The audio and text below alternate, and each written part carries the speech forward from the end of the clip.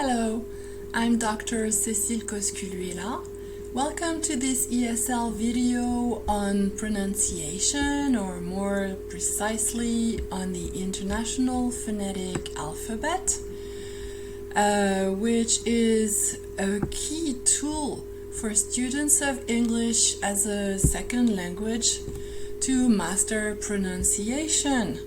So let's start right away with a little test. I'm going to ask you to read the words that appear on the screen before I read them myself, because obviously if you really want to improve your English, you need to be very active. And so let's do that exercise.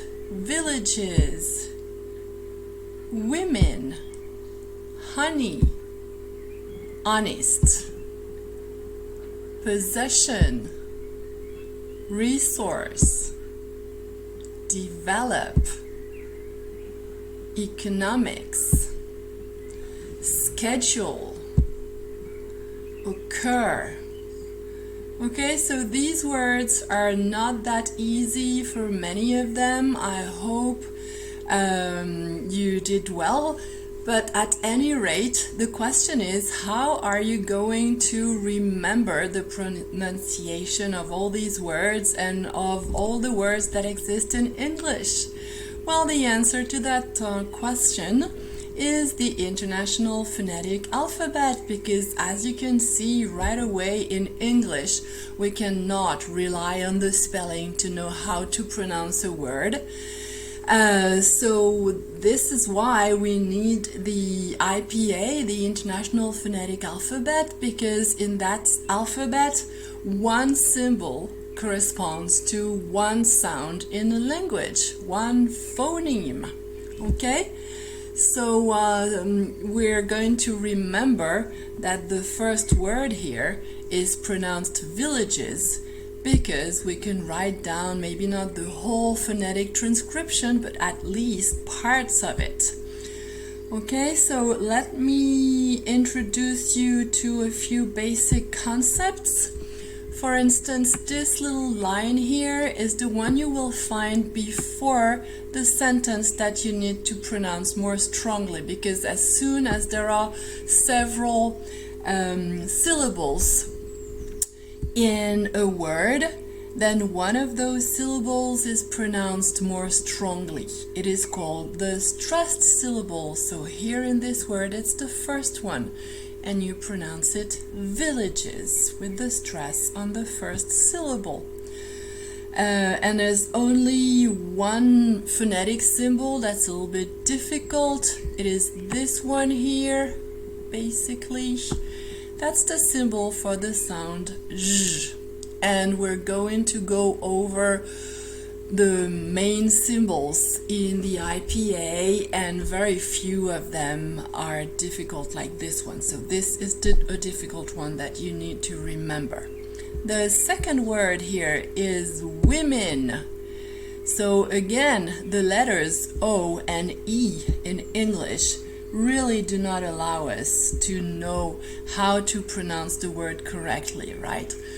And the phonetic transcription is much more explicit. We do know that it's the same sound for both vowels, and we then pronounce it correctly. Women.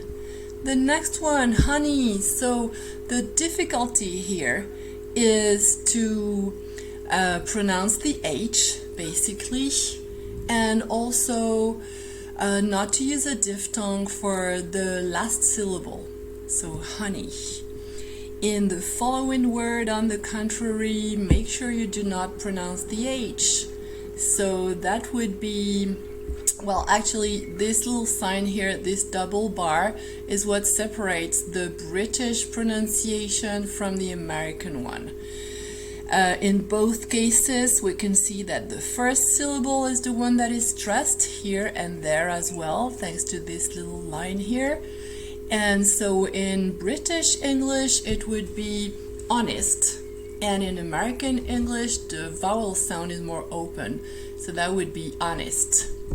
The next word, we have there two double S's, and how many times the sound S no times. So, so possession here with the stress on the second syllable, and again, one of the phonetic symbols that are difficult and we need to memorize. It is this symbol here, which is the symbol for the sound sh. Next one.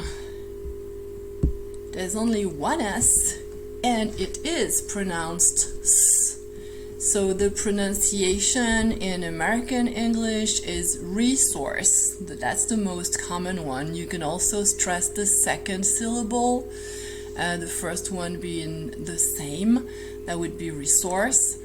And in British English, the stress is always on the second syllable.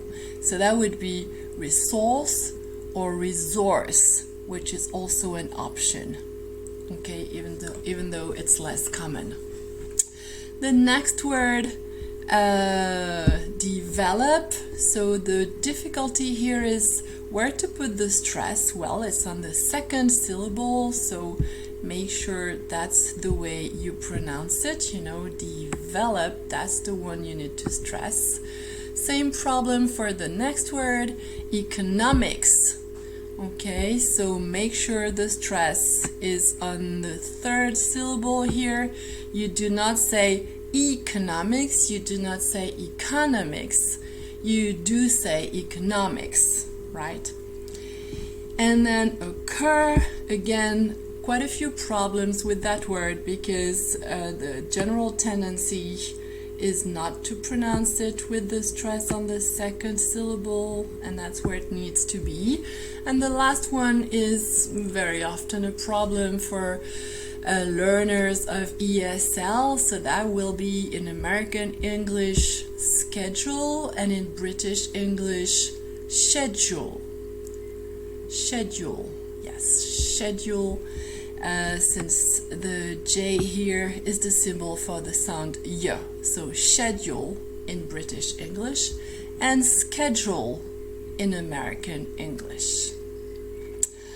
Okay, there's one other thing that I want to point out because it's really key, and this is this symbol here, a reversed E, which is called a schwa or schwa. The schwa or schwa, this, which we can see in quite a few of these instances, like here and here and here and here as well. This is the most neutral vowel sounds that exists in English, and it appears in many words because in a word that has more than one syllable, there's the stressed syllable, and all the other ones around it are weakened and very much boiled down to this schwa sound, which is or the most neutral sound you can make. Okay, so as a conclusion from this first part, we could say that the spelling in English really doesn't help us, doesn't guide us to know how to pronounce words, to the point that there's a famous joke in English. Somebody has suggested that this spelling here would be for this phonetic transcription, which is the phonetic transcription of the word fish, because GH is pronounced F in enough, and the letter O is pronounced I in women, and then TI is pronounced sh in nation. Therefore, what it would be tempting to read Gotti or something, it can actually you can actually justify that this is the right spelling for fish because of all these reasons here.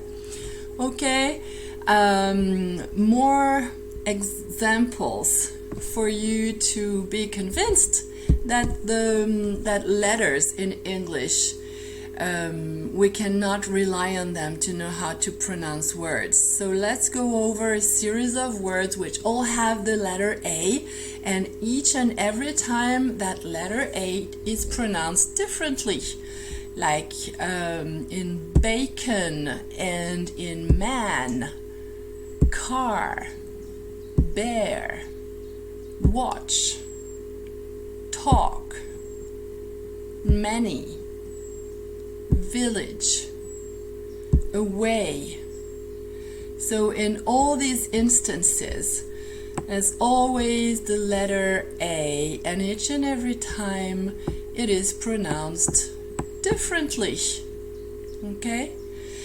Now let's go over a few examples in which the spelling is each and every time different, but the pronunciation is always the same. So we have the letters EA in T, and that same sound E, which is followed by two dots and which is called a tense vowel phoneme. So we have the same tense vowel phoneme in T as in C, which is spelled double E.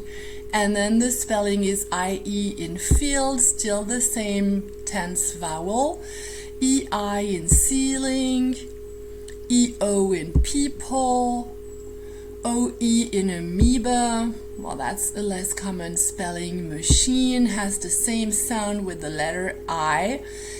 AE in Aeschylus, well, proper nouns, yes. And then Achilles, and another proper noun, Beecham. So they all have different spellings, and they're all these different spellings refer to the same sound, the same phoneme, the tense I. Okay, so this really makes us see very clearly that we need to learn the basics of the International Phonetic Alphabet in order to have to be able to pronounce words correctly and remember the correct pronunciation. So for instance, with a word like this one here, which we've already been working on, so now it's no secret for any of you. For this word here, if I find that in a text I'm working on, I can write down the basic phonetic symbols that will enable me to remember the pronunciation and pronounce it possession. Okay, so all these transcriptions are to be found in the reference book, the Cambridge English Pronouncing Dictionary, which you can see another edition here. And this book contains only phonetic transcriptions, so it is the reference book you want to check in case you have some doubt as to the pronunciation of a word. So the pronunciation of words can be checked in dictionaries. So let's go have a quick look at dictionaries. Is it yes, because I'm doing everything here. So what I want is this, no, that, yes, sorry about that. Yes, and I lost my window. Oh, it's hiding there. Yes. Okay, so that's what I want, and I wanted to, yes. So I hope you can see this. So lots of dictionaries here, and you can check the pronunciation of words. Like for instance, let's have a look at this one here quickly. So you type in the word, and then I recommend this dictionary. but you know, basically have a look at what's on this site and make your own choices. So this dictionary, in my opinion, is very reliable when it comes to pronunciation and phonetic transcriptions. So we can see here, first of all, the British pronunciation, schedule, schedule, and the American pronunciation, schedule. Schedule. Okay, so very useful to use dictionaries, also to check definitions, like for instance here in the Merriam-Webster, the definition of what a phoneme is. Well, basically it's a sound in a language. And more, you can find more precise linguistic definitions, like here in the SIL glossary of linguistic terms, in which it is defined as a unit in the sound system of a language. And I would like to conclude the first part of this video series on the IPA by a quick video. So let's have a look at that video. Das hier ist mein Sektor. Das hier ist das wichtigste Gerät des Küstenwächters. Das Gerät und das Gerät. Überlebensradar.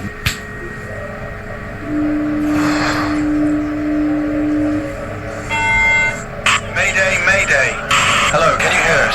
Can you hear us? Can you... Over. We are sinking. We are sinking. Hello? This is the German Coast Guard. We are sinking. We're sinking. What are you thinking about? Okay, so basically this video, the point of showing you this video is for you to remember,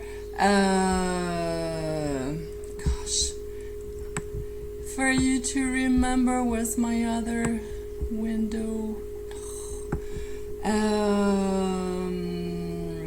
Here.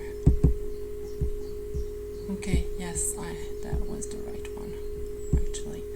Yes, for you to remember, sorry about that, to remember how important it is to pronounce words correctly. There's a big difference here in the video we've just seen between two consonant phonemes that we'll be studying soon. Actually, in the next video we'll go over all the consonant phonemes, and you'll see that only 4 of them are really difficult to remember. Otherwise it's quite easy. You just need to pay attention and make sure you distinguish, like in the case of that video, the sound S. You need to distinguish it from the sound that is represented by the Greek letter theta here, and also you can see it as an icon of the tongue here in between your teeth. Okay, sorry, the tongue here in between your teeth, right, basically. And then remember to put your tongue in between your teeth when you pronounce the word thinking, and obviously they have very different meanings. Okay, so I guess that's it for now, and I will that's it for now. Okay, thank you for your attention, and also congratulations for working on this video all the way through. I'll see you in the next video, and in the meantime, I wish you all the best.